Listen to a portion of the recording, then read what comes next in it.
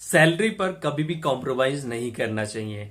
आपको लगता है कि अगर आपकी स्किल्स उस काबिल है, उस सैलरी के अनुरूप कोई एक नंबर आपके दिमाग में आता है कि इतनी मेरी सैलरी होनी चाहिए, तो आप ये आंकिए कि आपकी जो स्किल्स है, आपकी जो हार्ड वर्किंग है, आप जो कंपनी में समय दे रहे हैं, उसके हिसाब से आपकी सैलरी क्या उस नंबर तक जाती है या और हार्ड वर्क करना है। अगर आपको लगता है कि हाँ, जितनी सैलरी मैं सोच रहा हूं उतनी सैलरी अब मुझे मिलनी चाहिए क्योंकि मेरे अंदर वो स्किल्स हैं, हार्ड वर्किंग है, तो आपको वो सैलरी जरूर मिलेगी। और कभी भी सैलरी पर कोई भी कॉम्प्रोमाइज नहीं करना चाहिए। बहुत सारे लोग मैंने देखे हैं, जॉब नहीं मिलती है या जॉब 1-2 महीने छूट जाती है, 6 महीने 5 महीने छूट जाती है, वो लोग अपनी सैलरी से आधा एक्सपेक्टेशन करने लगते हैं। यानी कि उनकी सैलरी कहीं पे 45-50 हजार रुपए थी, तो वो सोचते हैं 25 से 30 हजार रुपए की भी सैलरी मुझे मिल जाए, मैं वो जॉब कर लूंगा। आप भूलकर भी ऐसा बिल्कुल भी ना करें। कभी भी अपनी सैलरी से नीचे या अपनी औकात से नीचे जॉब नहीं करनी चाहिए। जॉब मिलेगी 5 से 6 महीने, 7 महीने, 8 महीने, थोड़ा सा टाइम लगता है, लेकिन जिस तरीके का आदमी जो चीज ढूंढता है उस तरीके का उसको सामने वो मिलने लगता है। अगर वो बहुत हताश हो गया है, बहुत निराश हो गया है, बहुत टाइम हो गया है, खर्चे नहीं पूरे हो रहे या उधारी बहुत हो गई है, तो जल्दीबाजी में कम की सैलरी पकड़ लेते हैं। और 2 से 3 महीने जब सैलरी मिलने लगती है, जब अपना काम चलने लगता है, तब अफसोस होता है कि यार मेरे 3-4 महीने और बर्बाद हो गए। यानी कि मैं 2 महीने में उतना कमा रहा हूं जितना मैं 1 महीने की सैलरी में कमाता था। तो ऐसे समय पे क्या होता है, सैलरी कैसे बढ़ती है? देखो, सैलरी आपको हमेशा जब भी कहीं इंटरव्यू देने जाए तो आपसे सैलरी नेगोशिएशन किया जाता है और वहां पर वो कम से कम सैलरी में आपको पटाने की कोशिश करते हैं। देखो, कोई भी कैंडिडेट जब पसंद आ जाता है, इसीलिए उसके बाद में सैलरी की बात की जाती है और कम से कम कोशिश की जाती है कि कम से कम सैलरी में ये जो एम्प्लॉय है ये मान जाए। लेकिन आपको वहां पर कभी भी सैलरी नेगोशिएशन में थोड़ा भी कम नहीं करना चाहिए, क्योंकि देखो, इंटरव्यू लेने वाला आपसे खींच के इंटरव्यू ले रहा है। वो अपनी सारी चीजें देख रहा है आप में कि आपके अंदर क्या क्या चीजें हैं, हर चीज को परख रहा है। और जब आपकी बारी आती है सैलरी लेने की, तो आप बहुत कम में तैयार हो जाते हैं। या ऐसा बिल्कुल भी नहीं करना चाहिए, क्योंकि देखो, सैलरी के लिए ही काम कर रहे हैं। अगर सैलरी का पार्ट हटा दिया जाए किसी की लाइफ में से, तो वो कहीं काम ही नहीं करेगा, किसी के लिए काम नहीं करेगा। हम क्या करते हैं, हम किसी कंपनी से जुड़ते हैं तो हम सैलरी के लिए करते हैं, क्योंकि वो जो सैलरी होती है उससे हमारा जीवन चलता है, उससे हमारे जीवन की जो दिक्कतें परेशानी हैं वो सॉल्व होती है, हमारी एक्सपेक्टेशन होती है तो वो सॉल्व होती है। इसीलिए हम किसी के लिए काम करते हैं।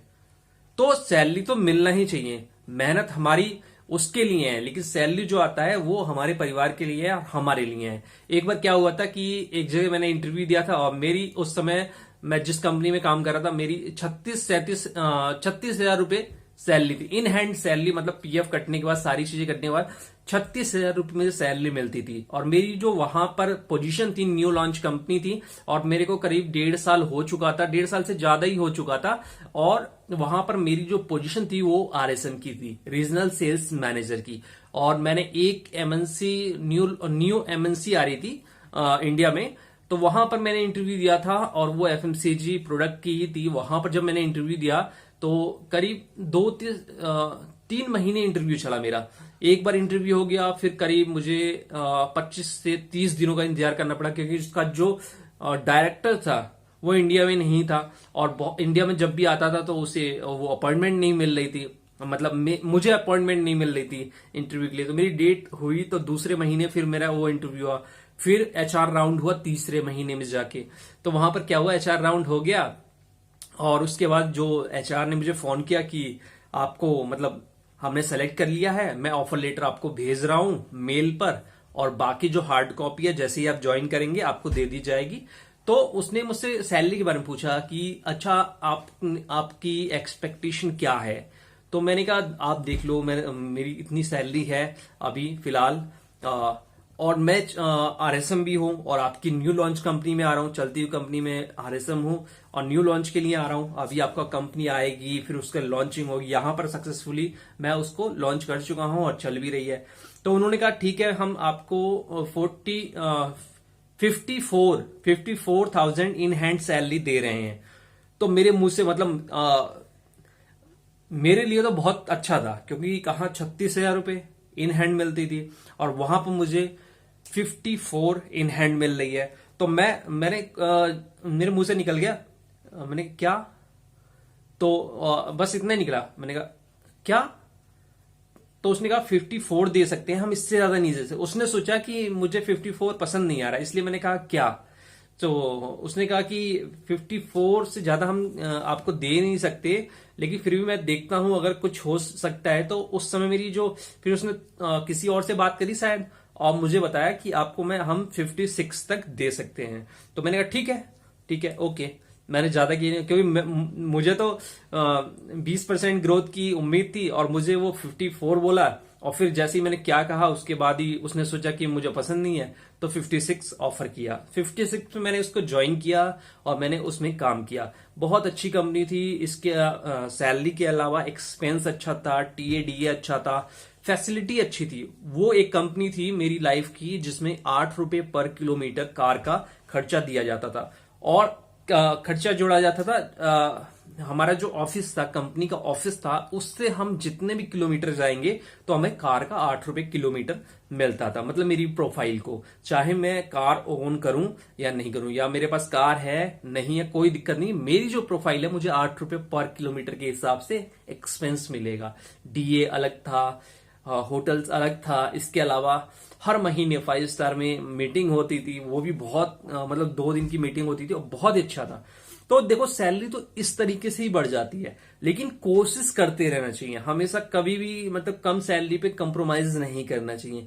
और जब आप कोशिश करते रहेंगे तो कई क्षण ऐसे आएंगे जैसे मेरा आया कि एकदम से 20 से क्या 30-35% आपकी सैलरी ग्रोथ हो जाएगी, आपकी पोजीशन भी बढ़ जाएगी।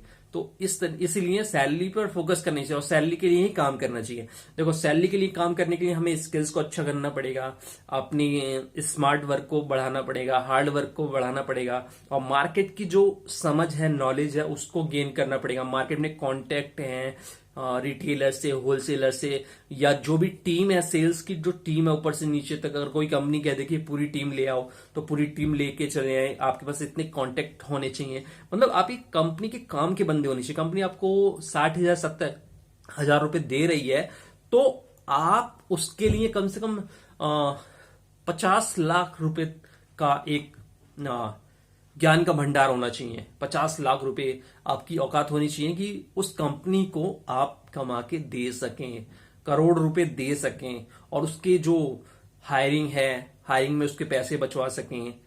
ठीक है, इस तरीके से आपको वर्क करना चाहिए। इस वीडियो में बस इतना ही। वीडियो अच्छा लगा है तो लाइक करिए, शेयर करिए और इसी तरह आपको मैं मोटिवेट करता रहूंगा।